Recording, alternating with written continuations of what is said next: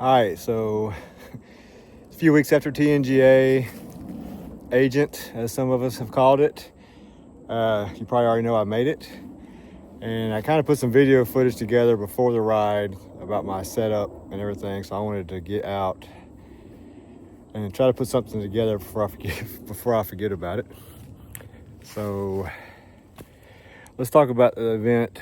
Day one, made a mistake. I was kind of diluting my drink mix, and I just wanted to keep my bottles filled, so I was diluting it. And I think that's what led to my cramps. And then ended up going off route with Ollie to get some supplies, and really got hot on that Highway 27 climb back up. Kind of messing my stomach a little bit. But then I kept pushing on, and I pushed through that. Camped beside the river on the first night before the area of the dry creek and everything. And then woke up at 3 o'clock to coyotes and I think a bobcat howling. So I didn't really feel like laying on the ground in my bivvy. So I got up and did the first part of the Snake Creek Gap time trial, and rode that at night. It was actually great. It was peaceful, very cool. I didn't run into any spider webs because I was like an hour behind the guy in front of me. And then, lo and behold, I get up on a ridge and there's Clint, kind of up above the Snake Creek Gap parking lot. He was out of food, but he had camped in his beautiful tent overnight, and that was perfect for him. He slept way better than I did. So then we finished up and got to the Snake Creek Gap parking lot, but Clint wanted to go get food, so he went for like a 6-mile round trip off route, maybe 7 miles, to get food. I continued on with the snake. Man, that trail was tough. I mean, it is not a summer trail. We got up over that and went full leg cramp at the towers, like just locked up so much and felt so kind of just stiff that Clint caught back up to me. So me and him rolled into Dalton together. We decided to hang out there a little bit, let traffic die down, ate at Waffle House, got some racetrack, and then got back on the road towards Dennis Mill.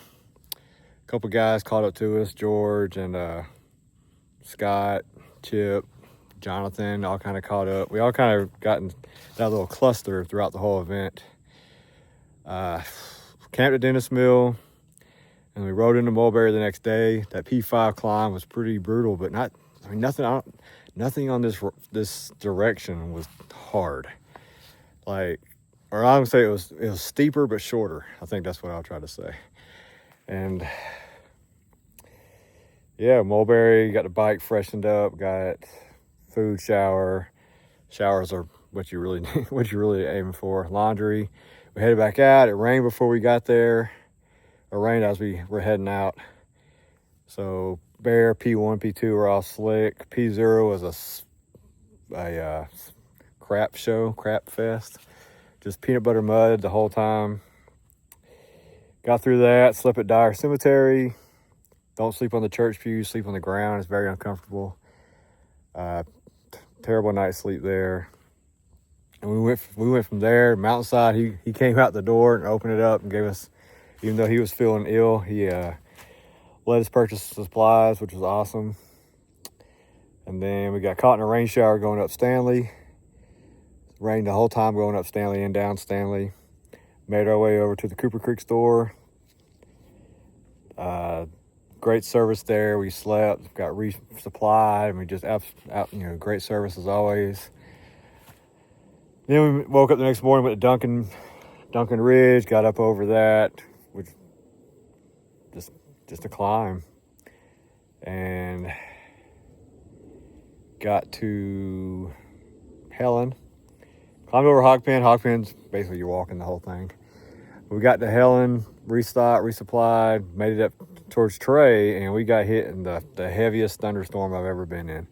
I mean, it really wasn't thundering and lightning a lot, but it was just a wall of water to where you couldn't see like 10, 15 feet in front of you. I'm trying not to get too close to the camera. Just a wall of water. Totally and then it started hailing. You couldn't really do nothing but laugh. It was so bad. get over that. Some of the guys had went ahead to Moccasin Creek to try to get a campsite. I really wanted to make more progress. I really did not want to stop at Moccasin Creek, but we found out the hiker hostel was only going to be open during normal business hours, so they were going to close the gate at 10, and there was no way we were going to get there.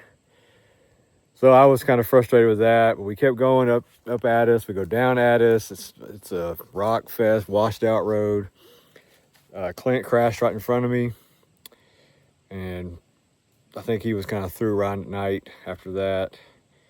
We get to Moccasin Creek. The gate was closed, but our buddy George, man, he hooked us up with, got the guy to open the gate, and we all slept on the ground again. Terrible night's sleep. It was cold coming off that, a wind coming off that lake, I guess. I froze all night. I woke up to my buddy Nate telling me that he wasn't going to be able to pick me up Friday till late, and I had to be at work Saturday, so I really needed to finish on Thursday. So this is Thursday morning. I kind of go back and forth in my head trying to figure out what to do, and I decided I need to go. I told Clint that I got to go. I got to finish this out today. Clint and the rest of the guys were all shooting for a Friday morning finish, or Friday mid-afternoon finish for like a solid pickup at Mulberry, from Mulberry. So I headed out, did the last 60 miles by myself. I just kept hauling that butt, ate all the food I could eat. Nothing really was too bad. I did end up breaking my derailleur on Patterson Gap, derailleur hanger, so I had to redo that.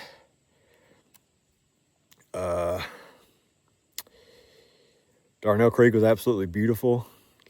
I mean, just the waterfalls and it rained, but it was raining, but I didn't care because it was so beautiful. And I hike a bike, and I just walked it, just enjoyed it. Kind of got to the finish. My family chose the wrong bridge, so you come out from like War Woman onto War Woman, and there's a bridge to your right, and they're like, woo, cheering me on, yay. And I was like, South Carolina's to the left. And so I just kept going, and they eventually passed me. And then we get to the bridge, and my video for crossing the bridge is kind of like boring because it's a surreal experience when you cross that bridge, and like especially at night, you know. So it's like you're thankful that it's over, but I don't know. I don't know how to act, I guess. But this is the first TNGA that I wasn't totally tired, totally whipped, totally just demoralized. I really was happy, and I didn't stink because I had like 4 or 5 natural, showers from Mother Nature. So, but this video is mainly to kind of go over my loadout. I'll say this, and I'll show you the footage of everything from the pre videos. But having everything compartmentalized helped. So when my derailleur hanger broke, I knew exactly where it was. I didn't have to dig through a lot of stuff to get to it. Having a dedicated food bag was perfect. I was just able to keep it loaded.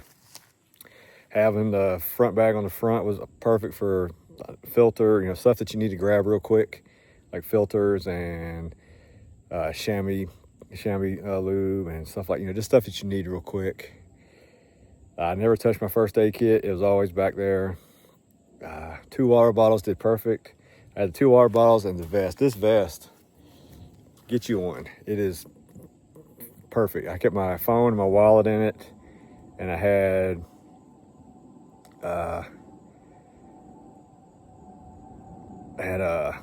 the 2 bladders that go right here and here. I kept them with pure water, so if I ever needed pure water, it was right on hand. So the bike was perfect. You'll see the setup I had. You'll see the video of this anomaly switch grade. It's for your seat. Dude, it was a game changer in climbing those hills, being able to adjust the saddle angle. And then like the last day, I kept it pretty much in the climb mode the entire time, and it was major help in the saddle area. I'll just say that. Yeah, nothing I would change. If I would ride it again, just like I did, except for I have a full squish finish. I have a hardtail finish.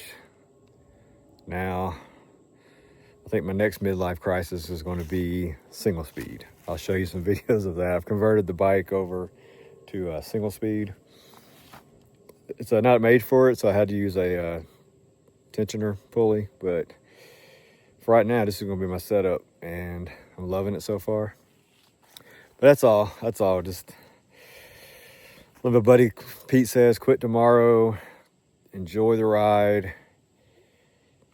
If you get caught up in somebody else's ride, don't let it dictate everything, but just enjoy it. Most of us aren't racing it. Most of us aren't going to finish in the top 10. Most of us are just surviving. So just go with the flow. Take a whole week off. That way you're not in a hurry. That way if one day goes bad, you're not kind of, I got to quit because I can't make it by Tuesday. So just take the whole week off. Don't be in a hurry. Enjoy the people you meet. Enjoy everything about it. Enjoy the scenery, the beauty, and I'll see y'all on the trail next year. Peace. All right, so this is the 2025 Trans-North Georgia Adventure. We're doing it in reverse this year. It's the AGNT. We're starting in Alabama, running out to South Carolina, across North Georgia mountains. I'm gonna do it a little different this year. I'm not carrying all the camera equipment that I did last time. I'm gonna try to do maybe like a video diary of this week preparing for the ride. You know, I'll show you the bike, how I'm gonna load it out of the bags, what I'm packing, what I'm taking, some of my thought processes on things, and we'll go over the route, kind of what I plan. You know, plans are all well and good until you, I guess, cross that line on the Silver Comet. But I think this is just gonna be a good way for me to prepare and talk myself through this. Really want to do it, try to set a PR this year. I'm not as physically fit, but I don't necessarily think it's going to require the physical fitness that I've had in the past. I think it's going to be the mental fortitude to just push through stuff and really being business-like as far as my timing, my brakes, and getting to that South Carolina border as fast as I can. I think last time I was five days, 15 hours, and I don't feel like being out there that long, I'll be honest with you. So just stay with me. I haven't done a video in a while, so this will be trying to remember how to do everything and talk on the camera. And I'm not going to do a lot of trail footage. Most of it will be when I stop, you know, for breaks or whatever. There will be no, you know, POV going down the trail footage. I'm only carrying my iPhone this time. So let's take this journey together. Let's start off with the bike. Let's take a look at the bike. It is a 2018 BMC Sport Elite. I'll be running a Box 1 Prime 9 drivetrain. It's a 9-speed. I think it's a Box 2 cassette with a Box 2 chain. Wolf tooth, 34 tooth, drop stop, 104 BCD oval. If you peek in there, you'll see a 28 oval. So I kind of have to manually change the chain over, but it gives me some good road miles without having to spin my knees out with some good climbing gear. You'll peek in there, kind of see the Hope bottom bracket. It's threaded, old school. XT cranks with a P&W composite pedals. Come down to the wheels, I have Spank 359 fiber core rims with Hope Pro 5 hubs. You look through there, I got XT brakes. My awesome Schwinn bike rack that I modified to fit this frame. Looks like I had mounts for maybe a fender. I modified the rack to kind of fit those mounts. Come over here to the seat setup. I have Wolf Tooth seat clamp, P&W Pine dropper. I think it's 110 or 120 mil. Got a DVO saddle in matching green with an Anomaly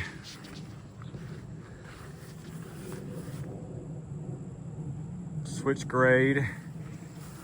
This thing is awesome because you can switch the saddle to climb mode, you know, trail mode, and descent. Kind of hard to tell with that bike rack, this thing. I'll show y'all later on the ground. I got bottle mount dual wolf tooth, dual bottle holders. It's been a game changer for this frame setup. I have RockShox Recon 100 mil fork.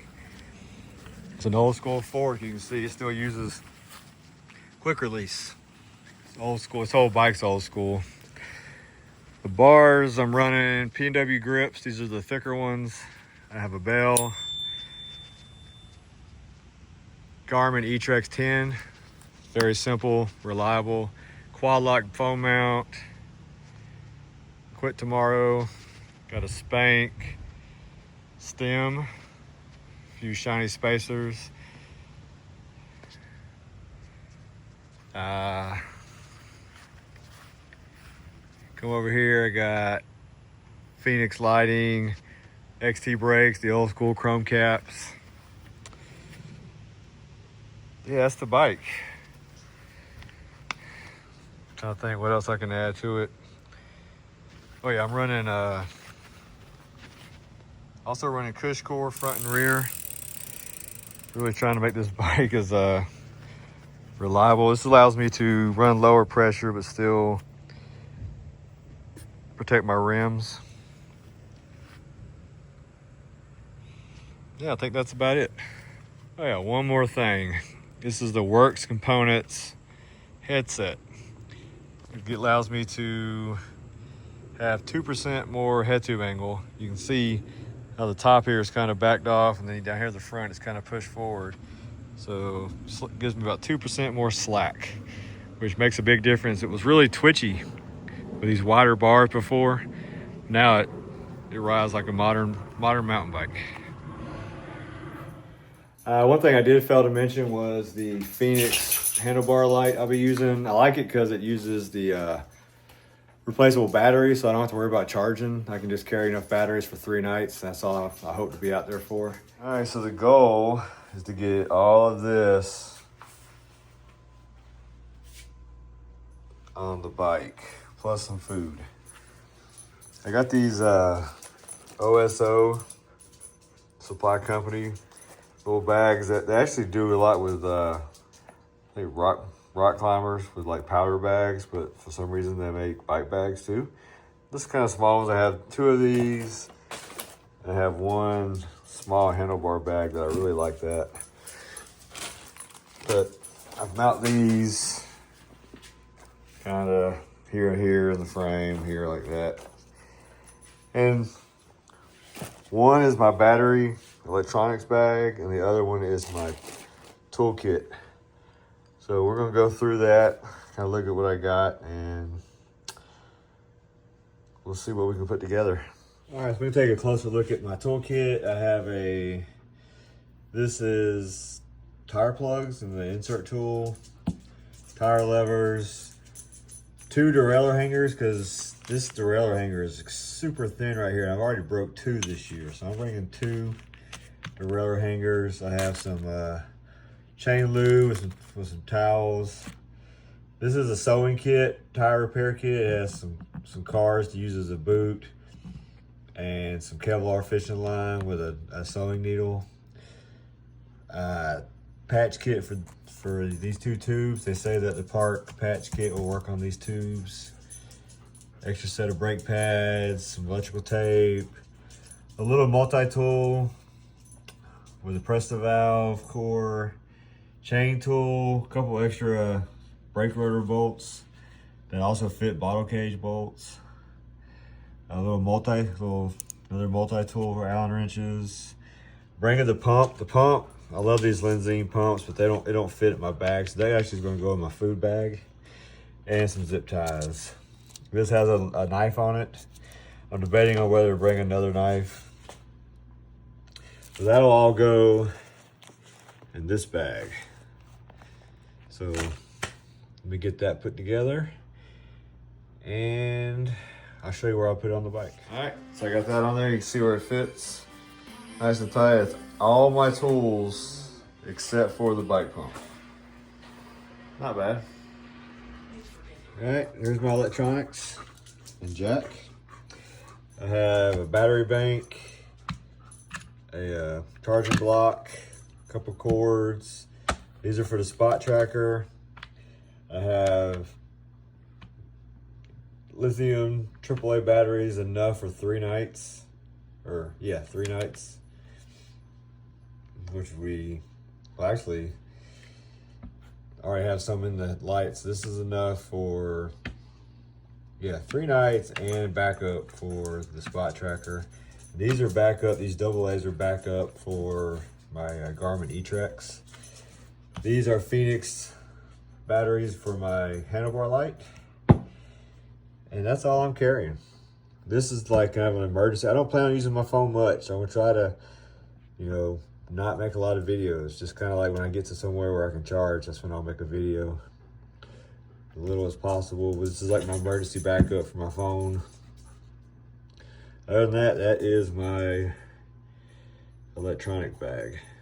Now, like I said, I have another one of these OSO supply companies, or OSO, however they pronounce it. Really nice bag. It's only like $24 or something. Nice bag. Let's get that put on the bike. So there you go. You have electronics, basically it's all batteries and charging, and bicycle repair kit.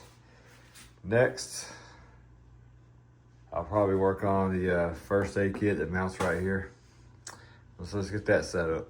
First aid kit, let's start. I got this basic kit and I just kind of added a few extra things to it. Some closure strips, some extra gauze pads, a little bit more antiseptic wipes, a couple more alcohol pads, some antacids, some acetaminophen. You look over here, I got Aleve and I have some ibuprofen. This I'll probably take every day because I'm starting to get a little bit of ache in my right hand.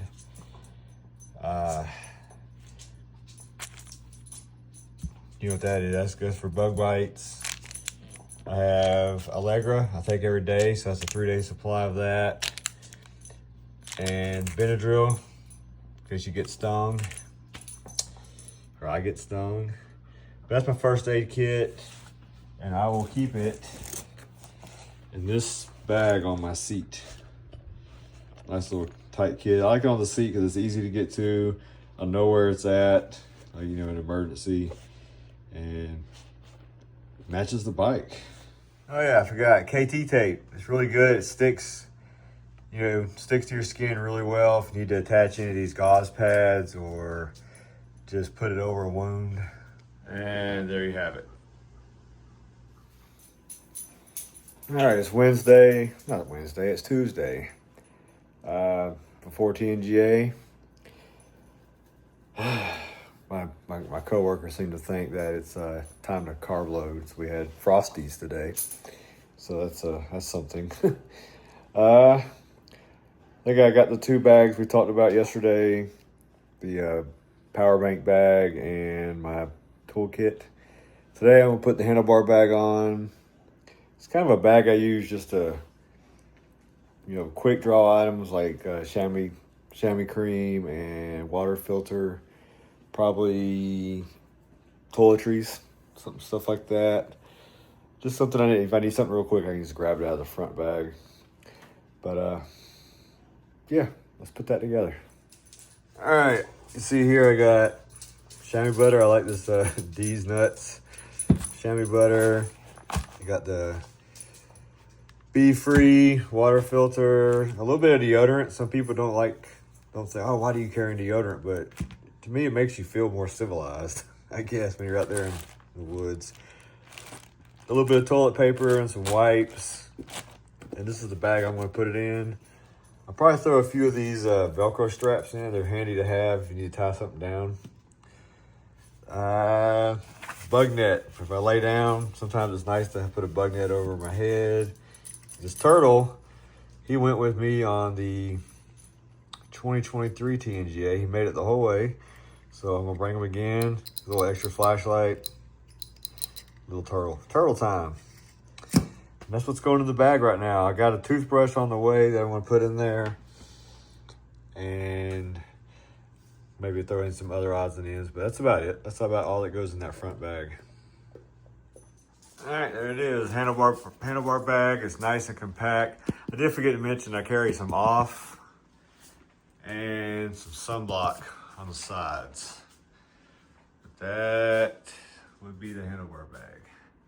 Here's the top tube bag I was talking about. It's an Amazon bag. It's labeled as Wilderness Rhino Walk. Jack. There you go, Jack. But it's going to hold everything I need.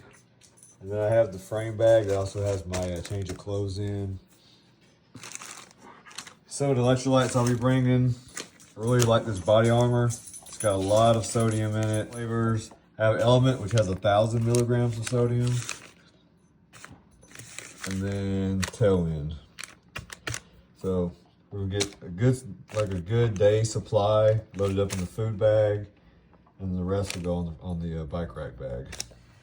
You can see I have a lot of high carb stuff. This has got some protein in it too. These are really good. They taste really good on the ride. I do have some beef stick and cheese that has a little bit of sodium in it.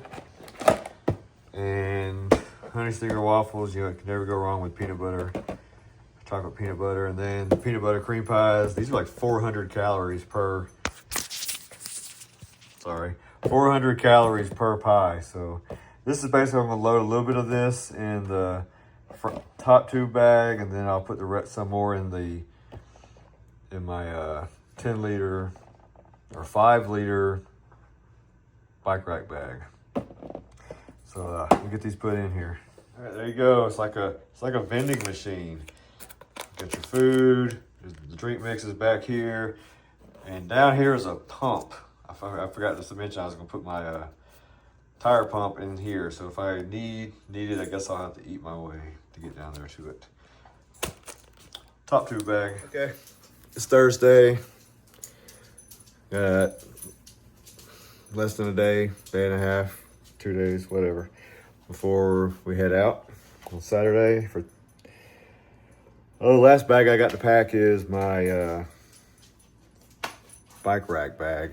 It's going to be just a change of clothes and the rest of my hydration powders and a little bit of food. I'm only going to carry about a day's worth of food on me on the first day, because you got the Coosa gas station we can restock at before we head up into the Benhodes, the rough single track and the rail trails. But let's get this bag loaded up, and then I'm done with the bike. I'm not going to touch it again. It's about as ready as it's going to get. Like I said, I got a little bit change of clothes. I have 1 pair of socks, a knee brace, change of shirt, change of shorts. I'm gonna throw my my quick lock in there. It's not gonna stop a thief that wants the bike. It's just gonna stop that snatch and grab if I feel I'm at a gas station where I'm worried about it. Got my little Rock Brothers hat. Wore this in 23. I'll be using that this year. The saw bag goes. The saw escape bivvy goes in here. This is my only sleeping kit right here. 5 liter dry bag. A little bit of food. What I got left is going to be thrown in there. And as you can see, the rest of this hydration I'm going to put in there. And that's it. All that goes in that bag. Just put the second coat, or not really second coat, but coated the other side with permethrin of my riding clothes. Spray a little bit on my shoes. This worked in 2023. I didn't have a single tick on me the whole time, so we're doing it again.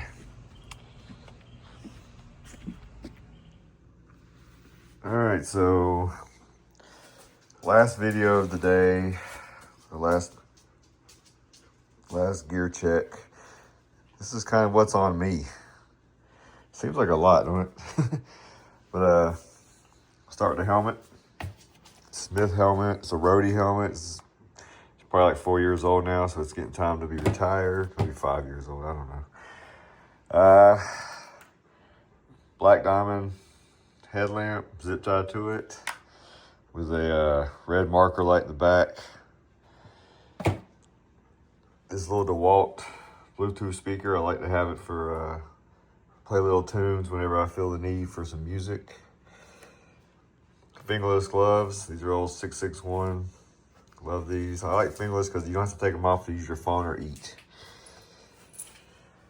Two bottles. I'll start with one with Tailwind, one with Body Armor, and this I will drink before the ride starts. So every time I start an effort, I want to drink an Element. These go in my vest. This is an Osprey vest. It's awesome. These are also 12 ounces each, so 24 ounces. So basically I have 3 bottles. Cycling cap. This is a white dry fit shirt with my running shorts. I like wearing running shorts with the liner. You can see the liner's kind of built into it.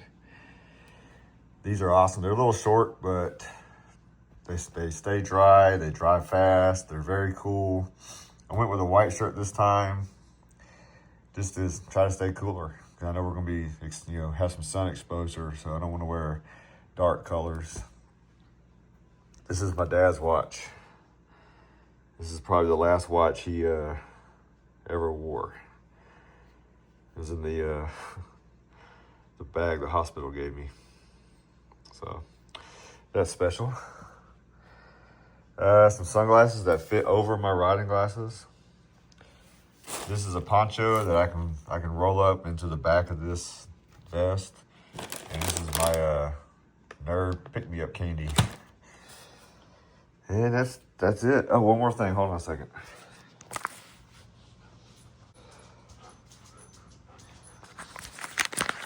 Sorry. 2 more things. A dry fit towel to wipe your glasses off.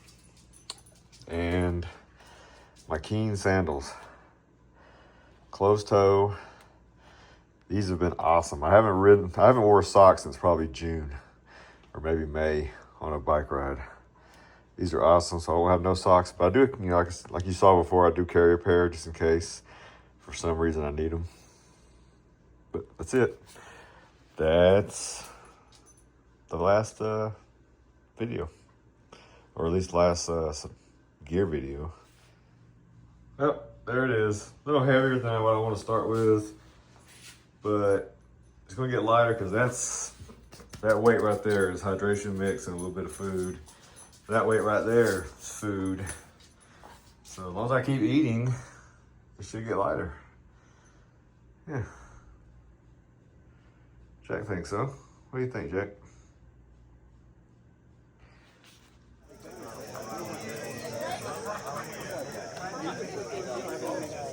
Oh, goodness.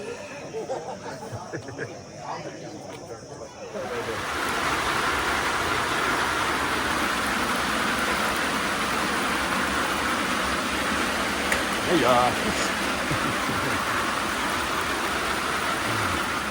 get your camera going.